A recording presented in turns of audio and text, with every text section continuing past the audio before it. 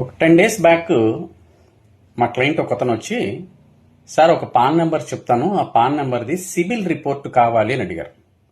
ఎవరు సార్ అంటే, మీరు కాదు తెప్పించండి సార్, తర్వాత చెప్తాలేండి అని చెప్పంటే, సరే ఏదో మేనేజ్ చేసి ఆ సిబిల్ రిపోర్ట్ అయితే తీసుకొచ్చి అతనికి ఇచ్చాం. నిన్న అతను వచ్చి, చాలా థ్యాంక్స్ అండి, చాలా పెద్ద హెల్ప్ చేశారు నాకు అన్నాడు. ఏంటి అంటే చెప్పంటే, ఆ సిబిల్ రిపోర్ట్ ఇచ్చారు కదండి. ఎవరు సార్, ఏంటి, ఏ రకంగా మీకు హెల్ప్ అయింది అని అంటే, మా పాపకి ఒక మ్యాచ్ వచ్చిందండి. సో అతను చూస్తే ప్రాపర్టీస్ ఏవో ఒక 2 హౌసెస్ ఉన్నాయని చెప్పన్నారు, కారు ఉందని చెప్పన్నారు, జాబ్ చేస్తున్నాడు, సాఫ్ట్వేర్ జాబ్ చేస్తున్నాడు.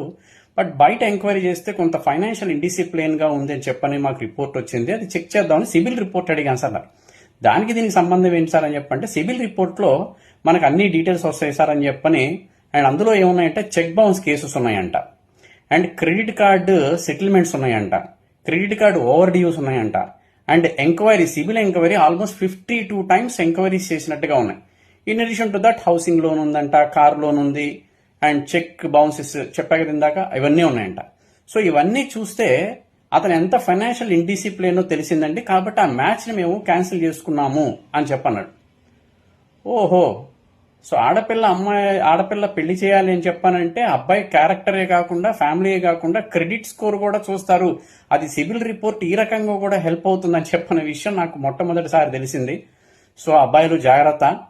సో మీరు ఫైనాన్షియల్ ఇండిసిప్లిన్ ఉన్నారా లేదా అని చెప్పనేది మీ సిబిల్ స్కోర్ చూస్తే అర్థమైపోతుంది. కాబట్టి మీకు పెళ్లిళ్ళు కావాలి అని చెప్పంటే, మీరు జాబ్లో ఎంత డిసిప్లిన్డ్ గా ఉంటారో అదేవిధంగా మీరు ఫైనాన్షియల్ డిసిప్లిన్ కూడా ఉండాలి. సిబిల్ రిపోర్ట్ ని ఈ రకంగా కూడా వాడుకోవచ్చు, ఈ రకంగా కూడా హెల్ప్ అవుతుంది. క్యారెక్టరే కాకుండా క్రెడిట్ స్కోర్ కూడా పెళ్లికి చూడాలి అని చెప్పన్న విషయం మొట్టమొదటిసారిగా నేను వింటున్నాను. చాలా బాగుంది కాన్సెప్ట్ కూడా. జనరల్ గా బ్యాంక్స్ లో చూస్తుంటాం, బ్యాంక్ వాళ్ళు బారోయర్ గా ఏదైనా వస్తే కనుక లోన్ ఇవ్వాలా లేదా అని చెప్పంటే అతను ఫైనాన్షియల్ డిసిప్లిన్ చూడటం కోసం సిబిల్ రిపోర్ట్ వాడతారు. బట్ ఈ మ్యారేజెస్ కి కూడా ఈ సిబిల్ రిపోర్ట్ ని ఉపయోగించుకోవచ్చు అని చెప్పనేది చూస్తున్నా. ఈ మధ్య చాలా చోట్ల వింటున్నా, మెడికల్ రిపోర్ట్ చూస్తున్నారని చూసా కానీ, బట్ సిబిల్ రిపోర్ట్ అనేది మొట్టమొదటిసారి వింటున్నా. బట్ ఐడియా బాగుంది, కాన్సెప్ట్ బాగుంది.